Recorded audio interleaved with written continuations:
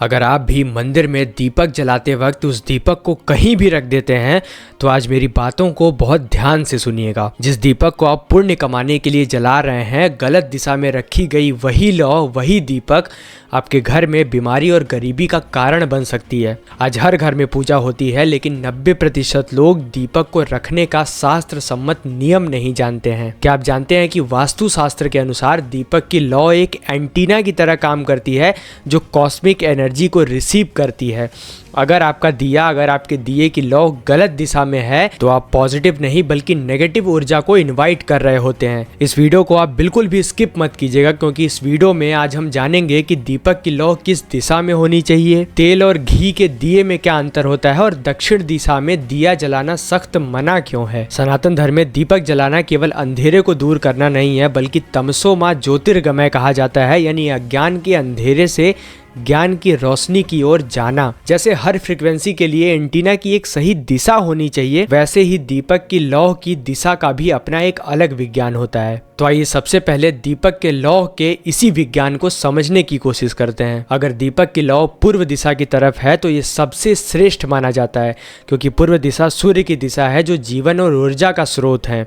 यहाँ लौ रखने से आयु वृद्धि होती है, घर के सदस्यों का स्वास्थ्य अच्छा रहता है। दूसरा है उत्तर दिशा। अगर आप आर्थिक तंगी से परेशान हैं तो दीपक की लौ उत्तर की तरफ रखनी चाहिए, क्योंकि उत्तर दिशा कुबेर देव की दिशा मानी जाती है, जहाँ लौ रखने से धन धान्य में वृद्धि होती है। तीसरा है दक्षिण दिशा। यहाँ सबसे बड़ी गलती होती है। दक्षिण दिशा में यमराज यानी कि मृत्यु के देवता की दिशा मानी जाती है, और भूलकर भी नित्य यानी कि रोज के पूजा पाठ में दीपक की लौ दक्षिण दिशा की तरफ नहीं रखनी चाहिए। इससे धन की हानि होती है और मुसीबतों को आमंत्रण मिलता है। हाँ, पितृपक्ष में या फिर हनुमान जी की विशेष पूजा में इसका अपवाद जरूर है, लेकिन डेली लाइफ में इसे नहीं करना चाहिए। जब दीपावली का समय आता है तो हम यम का दीपक जलाते हैं, और कब? धनतेरस की शाम को घर के बाहर दक्षिण दिशा की ओर मुख करके चौमुखी दीपक जलाया जाता है, जिसमें सरसों का तेल और 4 बत्तियां होती हैं, ताकि अकाल मृत्यु का भय दूर हो सके और परिवार की लंबी आयु प्राप्त हो। और इसके साथ साथ पितरों को प्रसन्न करने के लिए भी, उनका आशीर्वाद पाने के लिए भी पितृपक्ष के दौरान दक्षिण दिशा में दीपक जलाया जाता है, लेकिन रोज नहीं जलाना चाहिए। चौथा है पश्चिम दिशा। इस दिशा में दीपक जलाने से जीवन में स्थिरता और संतुलन आता है, नकारात्मक ऊर्जा दूर होती है और कर्ज से मुक्ति मिलती है।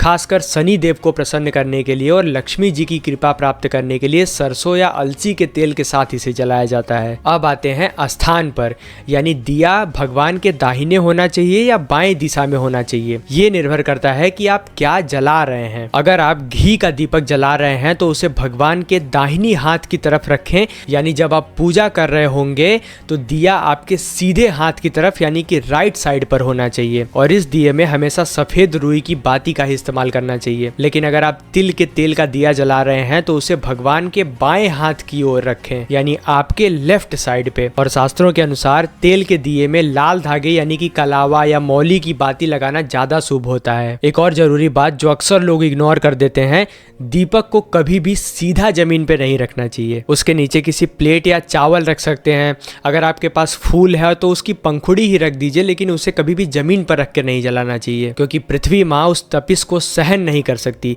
इसलिए आसन देना जरूरी है। तो अगली बार जब आप मंदिर में दिया जलाएं तो इन बातों का ध्यान रखें। ये छोटे छोटे बदलाव आपके घर की एनर्जी में बड़ा फर्क ला सकते हैं। अगर आपको ये जानकारी महत्वपूर्ण लगी हो तो इस वीडियो को अपने परिवार के साथ शेयर जरूर करें, ताकि वो भी सही तरीके से पूजा करना सीख सकें। मिलते हैं अगली वीडियो में एक और इंटरेस्टिंग टॉपिक के साथ में। हर हर महादेव।